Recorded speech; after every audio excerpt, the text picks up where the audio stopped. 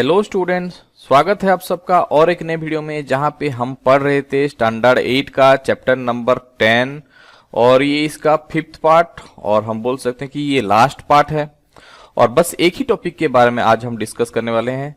तो चलिए बिना टाइम गवाए आगे बढ़ते हैं।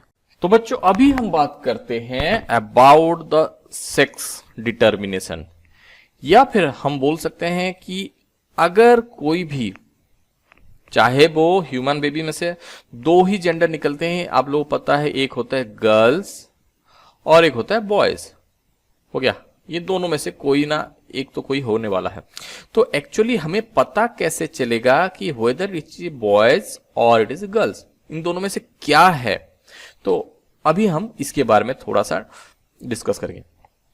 तो सबसे पहले यहां पे क्या था, ये जो सेक्स जो डिटर्मिनेशन जो होता है बच्चों, ये सब किसके वजह से होता है?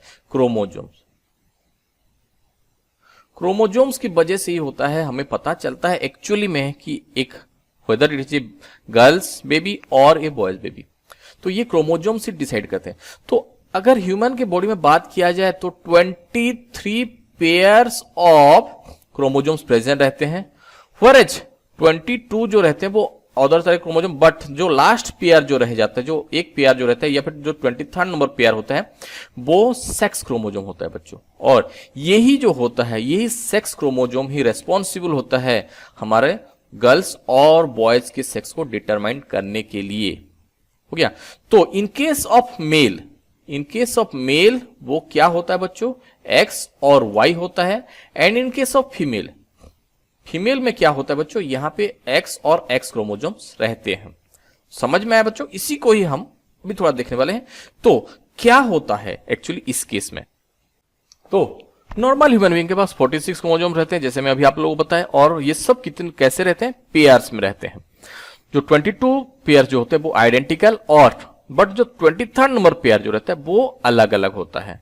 तो जैसे कि मैं आपको क्या बोला, मेल के पास होता है XY क्रोमोजोम और फीमेल के पास होता है XX क्रोमोजोम। अगर in case the male gamete, let's suppose ले लो, मेल रिलीज करता है Y क्रोमोजोम और यही Y क्रोमोजोम और we can say Y sperm किया और फीमेल को फर्टिलाइज कर दिया, तो इसी केसेस में क्या होगा बच्चों? इसी को याद रखा, Y क्रोमोजोम्स अगर फीमेल की एग को फर्टिलाइज करता है then it is a male. अगर Y क्रोमोजोम्स फीमेल के और Y स्पर्म अगर फीमेल के एग को फर्टिलाइज करता है then the result will be male. इसमें आपका एक मेल या फिर एक लड़का पैदा होगा। बट वही मेल एक्स क्रोमोजोम रिलीज करता है और एग को फर्टिलाइज करता है, then in case of it is a female. ये बात आपको याद रखना।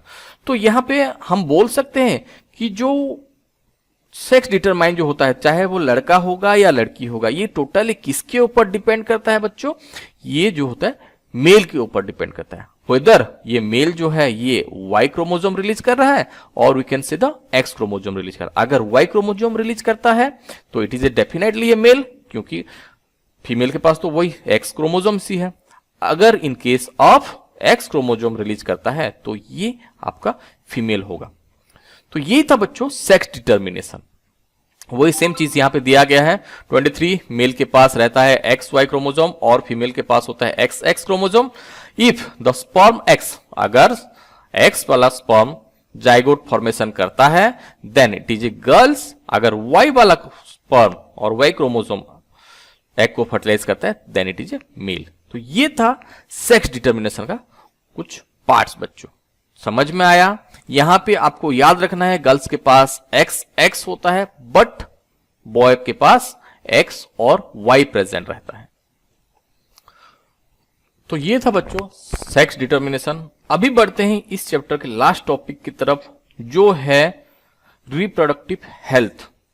और मैं यहां पे बोल सकता हूं कि जब भी हम एडोलसेंस पे स्टेज पे पहुंचते हैं उसी टाइम पे हमें क्या क्या ध्यान रखना पड़ता है, क्योंकि जैसे कि आप लोग जानते हो हेल्थ इज वेल्थ। अगर हमारा तबीयत ही अच्छा नहीं रहेगा तब हम लोग जो है एक हेल्दी लाइफस्टाइल अपना नहीं सकते, या फिर जो है हमारा हेल्थ जो है कुछ किसी भी कारण के वजह। तो ये एक प्रॉपर हेल्दी पर्सन होता क्या है? अगर कोई person physically as well as mentally वो अगर फिट है तो इसी को ही हम लोग एक हेल्दी पर्सन बोल के कहेंगे। वो फिजिकली फिट होना चाहिए एज वेल एज इसका मेंटल भी जो है फिट होना चाहिए। इसके अलावा भी और बहुत सारे फैक्टर्स हैं बच्चों जो आप स्टैंडर्ड 9 में पढ़ने वाले हो, बट स्टैंडर्ड 8 के हिसाब से हमें ये जानना पड़ेगा कि अगर एक पर्सन हेल्दी है तो वो फिजिकली भी फिट होना चाहिए एज वेल एज उसका मेंटल कंडीशन भी ठीक होना चाहिए।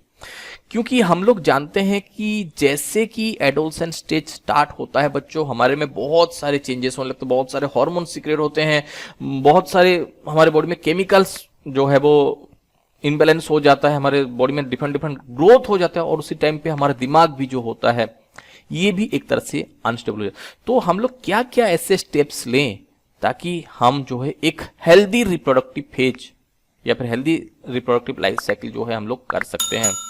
तो क्या क्या हमें स्टेप्स लेना चाहिए देखते हैं। तो सबसे पहला बात जो आता है न्यूट्रिशन, ये सबसे बढ़िया जो नीड होता है, जो सबसे इंपॉर्टेंट। अगर हम लोग अच्छा खाना नहीं खाएंगे तो हमारे जो ऑर्गन्स जो होते हैं, जो सेक्सुअल डेवलपमेंट जो होना चाहिए वो नहीं होगा, हम लोग का हाइट नहीं बढ़ेगा, जो प्रॉब्लम्स होते हैं हमें during the time of reproductive phase में, यही भी हमारा जो है वो डेवलप हो नहीं पाएगा।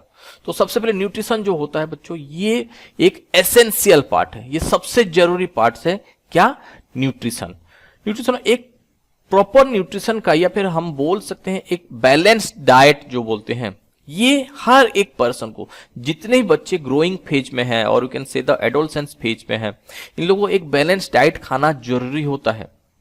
हो गया, जिसमें आपका हर तरह का प्रोटीन हो, हर तरह का कार्बोहाइड्रेट, फैट्स, ये सब जो है हमें यूज करना चाहिए। और जितना भी हो सके हमें जंक फूड जैसे कि चिप्स, सॉफ्ट ड्रिंक्स, ये सब जो है हमें थोड़ा सा कम करना चाहिए, क्योंकि ये तो हमें अच्छा तो लगते ही हैं बट ये उतना न्यूट्रिशनल वैल्यू हमें प्रोवाइड नहीं करता। वरच एक बैलेंस्ड डाइट जितना हमें न्यूट्रिशनल वैल्यू प्रोवाइड करता है, ये सब हमें उतना वैल्यू प्रोवाइड नहीं करते। तो इस चीज का हमें खास ध्यान रखना पड़ेगा बच्चों, क्योंकि हमारा बॉडी जो है, हमारा बॉडी का जो ग्रोथ जो होता है इसी एडोलसेंस फेज पे, ये रैपिडली ग्रो अप करता है, बहुत तेजी से बढ़ता है, हमारा हाइट तेजी से बढ़ जाता है, हम लोग का जो डेवलपमेंट जो होता है बॉडी का ओवरऑल, ये भी आपका जो है वो तेजी से होता है। और ये सब उतना ठीक हिसाब से बढ़ाने के लिए हमें क्या चाहिए? न्यूट्रिशन चाहिए। इसीलिए जो है सबसे पहला जो चीज है हमें ध्यान रखना चाहिए किसका? न्यूट्रिशन का। हमें एक प्रॉपर अमाउंट और we can say the sufficient amount of nutrition हमें खाना चाहिए। देन नेक्स्ट आ जाता है बच्चों पर्सनल हाइजीन। हाइजीन, साफ सुथरे, क्योंकि हम लोग जानते हैं इसी टाइम पे हमारे जो ऑर्गन्स और we can say the glands जो रहते हैं वो ज्यादा से ज्यादा, हमारा स्वेट ग्लैंड जो होता है ये बहुत एक्टिवली जो है वो काम करना चालू करते हैं। आपका जो है वो सेबेसियस ग्लैंड्स हो गया, ये सब में से क्या होता है? ऑयल सीक्रेट होता है बहुत तेजी से, और इन सब में से बदबू भी आते हैं बहुत टाइम पे। तो हमारा काम यही है कि हम लोग एक पर्सनल हाइजीन मेंटेन करें, हम लोग एक हेल्थ जो है अच्छी तरह से ब्रश, दांत साफ करें, अच्छी तरह से एक नहाएं, हर तरह से हम लोग जितना हो सके हाइजीन मेंटेन करें। हो गया, ये होता है बच्चों पर्सनल हाइजीन। मतलब हम लोग अपने आप को जो है वो मेंटेन करके रखना चाहिए, या फिर हम साफ सुथरे रहना चाहिए। ये चीज का हमें खास ध्यान रखना पड़ता है, क्योंकि अगर हम इसका ध्यान नहीं रखेंगे, हो सकता है हमें कुछ स्किन डिजीज होने लगे due to the active participation of sebaceous gland. Sebaceous glands की वजह से जो होता है हमें रैशेस हो जाए, पिंपल्स होते हैं, और गर्ल्स के लिए तो ये बहुत ही जरूरी होता है during the time of menstruation के पीरियड पे उन लोगों को जो है अपनी ही हाइजीन का प्रॉपरली ध्यान रखना पड़ता है। तो सबसे पहला क्या आ गया बच्चों? Nutritional need. सेकेंड आ गया पर्सनल हाइजीन या फिर साफ सुथरे रहना। देन बढ़ते हैं आगे, एक्सरसाइज बहुत जरूरी होता है बच्चों, क्योंकि एक्सरसाइज ही एक ऐसा चीज है, एक्सरसाइज हो गया, योगा हो गया, ये हमारे मेंटल को जो है वो पीस करता है, या फिर हमारे दिमाग को जो है वो शांत रखता है। तो एक्सरसाइज क्या करता है?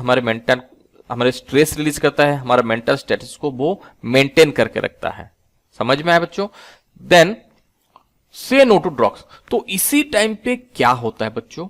हमारे दिमाग में बहुत सारे चेंजेस होते हैं, या फिर मैं बोल सकता हूं कि हम लोग जो है हमारे बॉडी के चेंजेस को हम लोग ठीक से समझ नहीं पाए, और आप लोग इस आपके बॉडी के अंदर जो कुछ भी चेंजेस हो रहा है ये सब आप समझो बोल के इस चैप्टर को यहां पे दिया गया है कि आपके बॉडी में जो कुछ भी चेंजेस हो रहा है ये सब नॉर्मल है। इसी टाइम पे क्या होता है? हम लोग बहुत सारे जो है एक्टिविटीज बढ़ जाता है, और उसके चलते हम लोग क्या करते हैं? बहुत सारे बैड हैबिट्स जो है हम लोग एडॉप्ट कर लेते हैं। जो कि हमारे ग्रोथ और कैन से हमारे एडोलसेंस स्टेज पे ये तो इफेक्ट करेगा ही, हमारे फ्यूचर को भी जो है ये इफेक्ट करता है। बहुत सारे लोग बोलते हैं कि नहीं तुम्हारे बॉडी में ये सब चेंजेस हो रहा है तो आप ये मेडिसिन ले लो, आप ठीक हो जाओगे। बहुत सारे बच्चे होते हैं हमें बॉडी बनाना है, स्टेरॉइड्स लेना चालू कर देते हैं। बहुत सारे जो है स्मोकिंग को ही एडॉप्ट कर लेते हैं, लेकिन ये अच्छा लगता है। लेकिन ये सब जो है बच्चों, ये सब हमारे हेल्थ को बहुत ही गंदे तरीके से हमारे हेल्थ को अफेक्ट करता है बच्चों। इसीलिए ये बात भी आपका जरूरी है कि हम इसी स्टेज पे अपने बड़ों का सलाह लें, उनके बात सुने। हालांकि ये होता नहीं है, हम लोग अपने बड़े, इवन इफ हमारे मम्मी पापा भी जो बोलते हैं वो बात हमें अच्छा नहीं लगता, बट इसी स्टेज पे हमें थोड़ा उनका बात तो सुनना चाहिए, क्योंकि हम लोगों का एज जितना है उन लोगों का एक्सपीरियंस उससे कहीं ज्यादा है। तो से नो टू ड्रग्स, उनकी बात हमें थोड़ा बहुत सुनना चाहिए।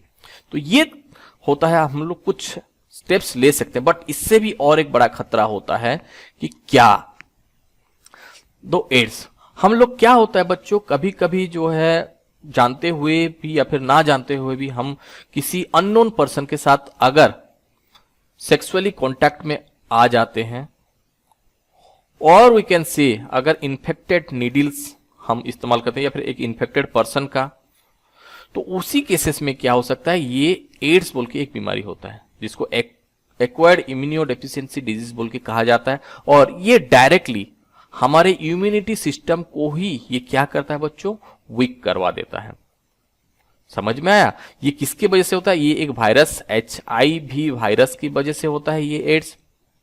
और इसी केसेस में हम लोग क्या होता है, हमारा इम्यूनिटी सिस्टम जो है वो धीरे धीरे जो है वो वीक होने लगता है, और अल्टीमेटली एक पर्सन जो होता है वो उनका डेथ भी हो सकता है, क्योंकि अभी तक जो है एड्स का मेडिसिन निकला ही नहीं है। तो इस चीज का भी हमें ध्यान रखना चाहिए, क्योंकि इसी टाइम पे हमारा मूड जो है वो बहुत स्विंग मूड में रहता है।